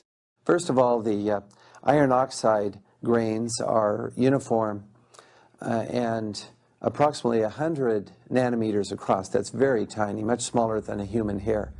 The aluminum occurs in plates that are about 40 nanometers across. I have no idea how to make those. I mean, this is a high-tech material, and it's embedded in a carbon-rich matrix with order. These red-gray materials have very orderly sheets containing aluminum. This is a material that is made up of nano-sized particles that are all very uniform, very symmetrical. The aluminum appears in thin platelets about 40 nanometers thick. It is the small size of the particles involved in this material that allow us to characterize it as nanothermite. These really are sophisticated materials and probably only developed in a laboratory. This is very high-tech thermite, nanothermite. It's not found in a cave in Afghanistan. It's produced in very sophisticated Defense Department contracting laboratories. We compared our spike that we got with a spike from known nanothermite, which is produced at a military laboratory. Their measured energy released with known nanothermite was less than these red-gray chips. What we are dealing with, I think, in World Trade Center is modern military material which is unknown to the general public. It takes steel and it creates molten steel. So it takes beams of steel and it turns it into molten steel, and it just everything underneath just sinks into the ground like what you saw. And it is a special U.S. military grade weapon. So the military uses it for a number of different applications. Okay? It is a military grade weapon. It's not something you could make ever. I was pretty astonished at how deep this rabbit hole was getting. No matter what my heart wanted to believe, these buildings were wired to blow, plain and simple. But it wasn't until understanding how nanothermite is made and who has it that I considered, for the first time, that someone other than the hijackers had to be involved. And as scary as it was to consider, it might even be homegrown. These were brought down by controlled demolition, military thermite was used, NIST was being used to sell a lie, and someone wanted us to think that planes had caused this. When I was wired, lots of people had to get past security every day for a while. Remember when I said I lived in high-rises my whole life? Well, I worked in them too. And there is no way you can access buildings like those without the building security knowing. Lots of equipment had to be brought in. Authorization forms would need to be filled out. There would be drilling and pounding and dust in the ventilation ducts. Whoever was coming in would need a plausible reason to be there. They would need access to the elevator shafts. They would be taking incredible risks each day, unless they had permission to access the guts of the building. Anybody who's ever watched a building being demolished on purpose knows that if you're going to do this, you have to get at the under infrastructure of a building and bring it down. The columns could have been set up with explosive devices during the off-hour operations of the building by elevator company personnel. It wouldn't be a problem once you gained access to the elevator shafts. How about an elevator modernization, which we know was going on the 9 months prior to 9/11? There are people who noted that the elevators were locked in turn and that there were guards placed at these locked elevators during the modernization. And in the case of a steel frame building, that means we load them with RDX cutting charges, which are loaded with individual delays, sometimes as many as 2 to 3 different delays on a given floor. I was sick to death of the dust which was appearing on the windowsills. It was dirty grey and very, very noticeable in that week leading up to 9/11. There were workers throughout the World Trade Center that had access to the hoistway, which is immediately adjacent to the core columns and beams in the building. The fact that there were visitors, like engineers of some kind, wandering around the floors, carrying toolboxes and cables and so on. We're talking about several tons of nanothermite and ordinary thermite. One would have to have access through security. Video cameras caught trucks arriving at the World Trade Center from about August 23rd until every night until about September 2nd, September 3rd. And the trucks were arriving at about 3 o'clock in the morning when everybody else had left the building, including the janitorial trucks. Something was brought into that building that would help with the detonation. There may have been work done on the detonation before. It may have been going on for months, but whatever they needed at the very end, they came and brought in that 10-day period. The 9/11 Commission also does not tell you that Marvin Bush, the president's brother, and their cousin, Wirt Walker, were the principals of the company that was in charge of security for the World Trade Center. They don't, man, yeah. The jaw-dropping coincidences kept piling up. I learned that Stratesec was a security company which used to be called Securicom, and they didn't just handle security for the World Trade Center complex. They had contracts with Dulles International Airport, from where Flight 93 departed, and United Airlines, accounting for most of the security breakdowns on 9/11. And another thing, Stratesec also handles security for Los Alamos National Labs, one of the only places on the planet that can produce the nanothermite found in the ground zero dust. The odds are pretty astonishing that one company can link so many vital elements of 9/11. But more astonishing is there's no mention of Stratesec or Securicom in the entire 567-page 9/11 Commission report. Of course, that was no surprise by now. Did I forget to mention that that same 9/11 Commission did not mention the collapse of Building 7 in the entire report either? Why is there not a word about the collapse of that building in the 9/11 Commission report? We didn't see any evidence of the kind of thing you're talking about. Powerful elements of our world. This reminded me of a quote that struck me in Woodrow Wilson's book, The New Freedom. He writes, "Some of the biggest men in the United States in the field of commerce and manufacture are afraid of somebody, are afraid of something. They know that there is a power somewhere so organized, so subtle, so watchful, so interlocked, so complete, so pervasive, that they had better not speak above their breath when they speak in condemnation of it."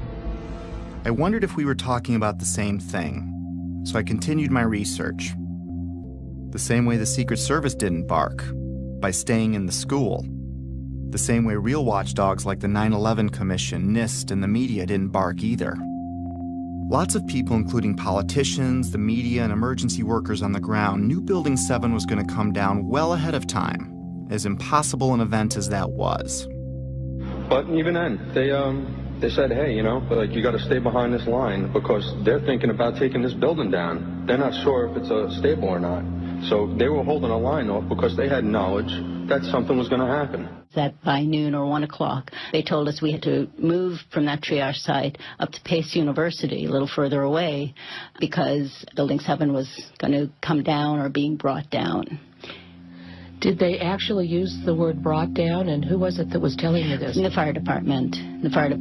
And they did use the word, we're going to have to bring it down.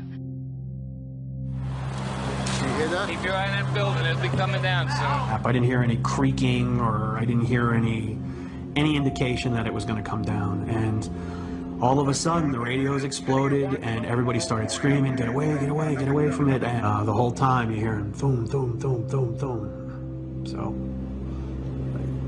I think I know an explosion when I hear it. We are on the phone with New York Fire Department Lieutenant David Restuccio. Can you confirm it was number 7 that just went in? Yes, sir. And you guys knew this was coming all day?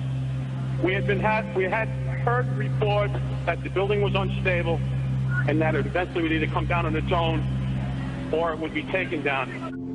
And we were in a building in which we were trapped for about 10-15 minutes. And we set up headquarters at 75 Barclay Street, which was right there with the police commissioner, the fire commissioner, the head of emergency management. And we were operating out of there when we were told that the World Trade Center was going to collapse. The World Trade Center was going to collapse. It was going to collapse. It was going to collapse. But it was the media's pre-knowledge of Building 7's fall that was much more telling. Several news outlets around the world reported the collapse of Building 7 long before it happened. I listened closely to these segments. Considering Building 7 wasn't hit by an airplane and no high-rise has ever collapsed because of fire, How was it that all these different news agencies reported it before it happened? How can anyone report there has been an improbable accident before the accident happens? Now, more on the latest building collapse in New York. You might have heard a few moments ago, I was talking about the Salomon Brothers building collapsing. And indeed it has. Apparently that's only a few hundred yards away from where the World Trade Center towers were. That one of the other buildings, Building 7, in the World Trade Center complex is on fire and has either collapsed or is collapsing. That has structural damage as well. We saw a lot of glass broken out, and a corner of the building appeared to be in distress, and there's concern that there might actually be another collapse of that building. We are getting word from New York right now that another building has collapsed. Is that smoke coming from this third collapse? Okay, that is what we're understanding, which makes sense because it looks like the sun is going down. But I'm hoping that enough people have cleared out of downtown Manhattan so that perhaps it wasn't as full as it might be normally around 5:30 on a Tuesday. That information, of course, take a look at that right-hand side of the screen. It's going down right now. There it is. Yep. It went down. Brown building, the tall one, is number 7 World Trade Center. Heard several reports from several different officers now that that is the building that is going to go down next.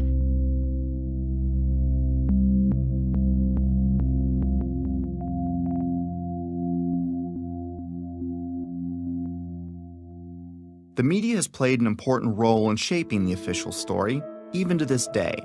The idea that the buildings fell because of planes and fire was instilled in the public's conscience early and often on 9/11, and it started before any buildings fell.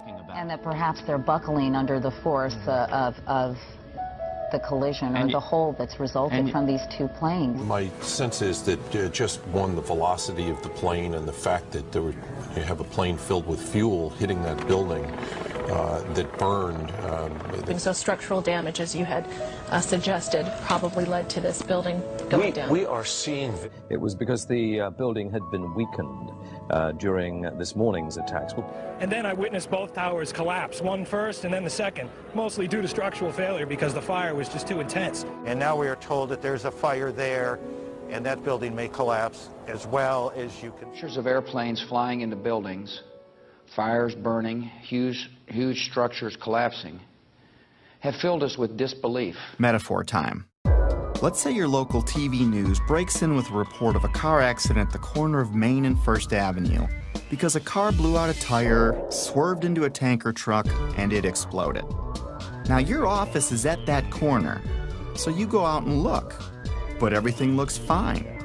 You flip stations and other stations are reporting it too, using different wire services even. As you stare out the window wondering where there's another Main and First Avenue, a car drives into a parked gas truck and it explodes. Have you witnessed a miracle or a staged event?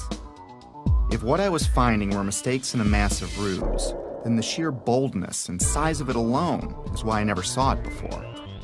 It reminded me of a quote often attributed to Joseph Goebbels, the minister of propaganda for Hitler's Nazi Germany, who stated that, "If you tell a lie big enough and keep repeating it, people will eventually come to believe it." I found a pattern of bullying, intimidation, and belittling of anyone asking valid questions, which did nothing to soften my growing anger, even though I had no idea to where or to whom it was directed. We're not buying it. Okay, you don't have to buy anything. You're American. You want to be a nut, you can be a nut. Anybody who thinks that 9/11 was carried out by the government isn't a truther. They're idiots. I'm merely saying it is wrong, blasphemous, and sinful for you to suggest, imply, or help other people come to the conclusion that the U.S. government killed 3,000 of its own citizens, because it didn't.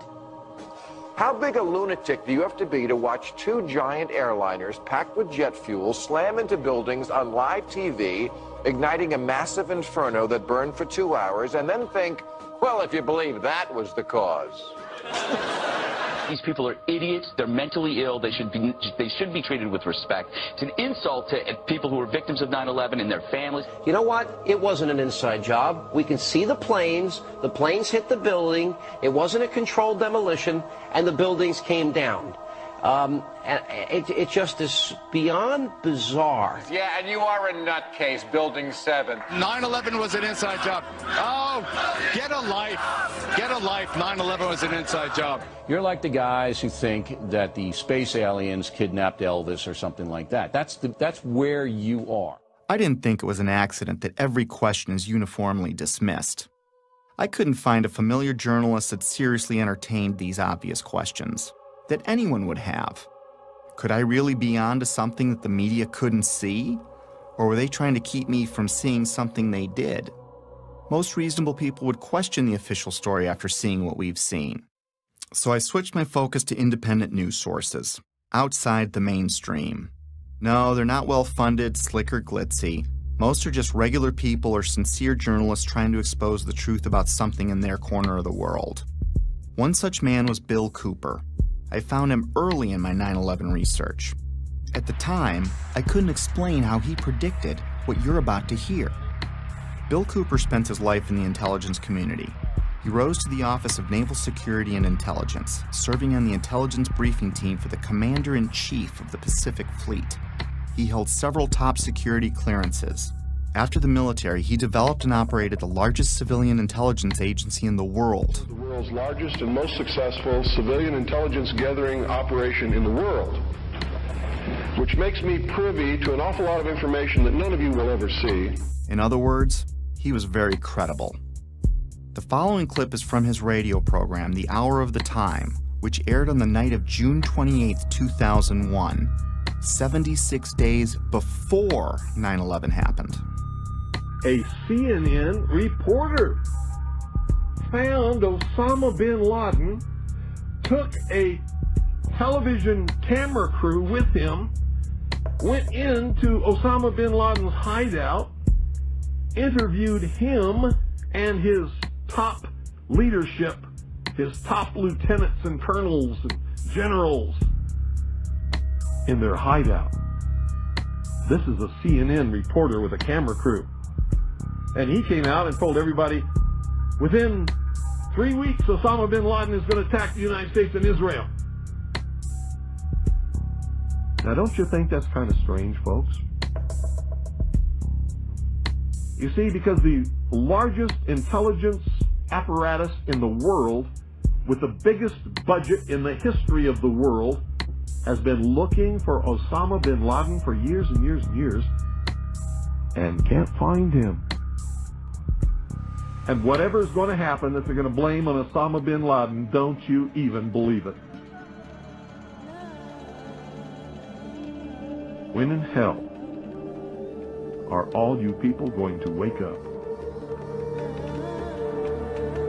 All these early news reports were glaring misfires in what seemed to be an otherwise coordinated media campaign. Misfires not unlike the ones meant to coincide with the first plane impact. Little mistakes that my untrained eye never picked up before, but that I was now finding all over, spawning even more questions, and fueling the early stages of what would become my spiritual awakening. As I continued finding evidence leading me away from the official version, it was not surprising the main body of evidence was being removed within hours of the attacks, cleaning up a crime scene with no real investigation. Because what they did immediately after 9/11 was they started removing the steel, the debris from Tower 7 and all the towers immediately. 400 truckloads per day of material were taken away from the World Trade Center site and sent to China for recycling. There were laws violated in the destruction of that evidence. I was starting to believe that things like the immediate cleanup were probably no accident. And to discover what was really happening, I'd need to find the ones behind the cleanup and the coordinated media and NIST and FEMA, the Federal Emergency Management Agency, which in another huge coincidence arrived at New York for a training exercise on Monday, September 10th, the night before 9/11, which is convenient as they oversaw the cleanup of Ground Zero. To be honest with you, we arrived on late Monday night and went into action on Tuesday morning. And not until today did we get a full opportunity to work. Over time, it got easier to find puzzle pieces, like the following testimony by Norman Mineta, the Secretary of Transportation in 2001, who was with Vice President Dick Cheney on the morning of 9/11. And like so much other important information, this interview would also be left out of the 9/11 Commission report. During the time that the airplane coming in to the Pentagon, there was a young man who would come in and say to the vice president, the plane is 50 miles out, the plane is 30 miles out. And when it got down to the plane is 10 miles out, the young man also said to the vice president, do the orders still stand? And the vice president turned and whipped his neck around and said, of course the orders still stand. Have you heard anything to the contrary? Well, at the time I didn't know what all that meant. And the flight you're referring to is the flight that came into the Pentagon. The Mineta testimony launched my investigation into the Pentagon, Shanksville, the hijackers, and many other aspects of 9/11. And if I thought I was a long way down the rabbit hole already, was I way wrong. My belief system would ultimately be shattered, but rebuilt to accommodate my evolving worldview. Back then, however, I was only a few months into my investigation, and I was going through a full scope of emotions, and frankly, having a difficult time handling all of them.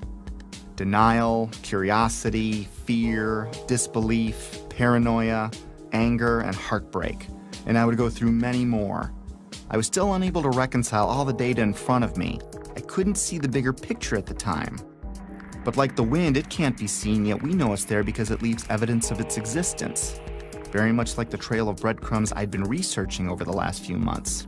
But it's not something I could understand in one sitting. It took time. Coping with the flood of emotions took a while. I didn't have anyone guiding me or anyone to talk to about it. I felt like I had no foundation, like the ground was crumbling beneath me. The truth is hidden by several mechanisms, especially the limits of our own preconceived beliefs. I'd been so ignorant and dismissive, but now I wondered what else I'd been fooled about. Over the years, I came to see that we're in a battle of information, a battle of beliefs, or a spiritual battle, if you will. I also came to believe that 9/11 is only one battle in a much larger war, a war I couldn't see yet, but one that I was well on the way to discovering. This is a lot to take in, and we all wake up at our own speed, if at all, which is why I stopped after only looking at the Trade Center portion of the attacks. There is so much more to this, but it's easier to process in smaller chunks. Betsy and I woke up at different speeds. My eyes started opening pretty quickly, but it took Betsy a few years, even though we talked about it all the time. It wasn't until she watched early versions of this movie that she began to believe me. I clearly remember the day in June of 2013 when she came voluntarily and shared her own thoughts about her own 9/11 research, something she'd never done before. And I knew by talking to her that her eyes were finally opening too. It probably saved our marriage. Getting past that stumbling block opened the door for us to reconnect. If there's a pit in your stomach, don't be overwhelmed or scared. Whatever's behind all of this has been there for a long time, and I'm sure you've lived, loved, and laughed in that time. And you still will. The shock will wear off, and what will be left is a much better understanding of how the world works, which makes the bad guys' jobs harder. Over time, the discomfort and confusion subsided, and I went back to my life, with clarity and new hope for what's ahead. Today I'm able to laugh and be happy and look forward to the future like everyone else. I have all that, and I'm more aware of important things happening around me. So if you want to forget everything you've seen, go back to your regular life.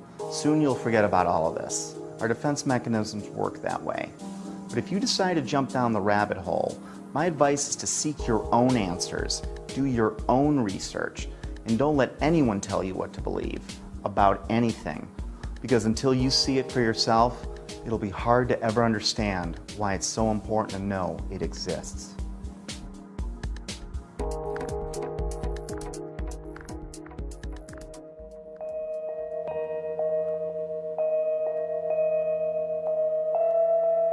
I'm not trying to alter anything, just to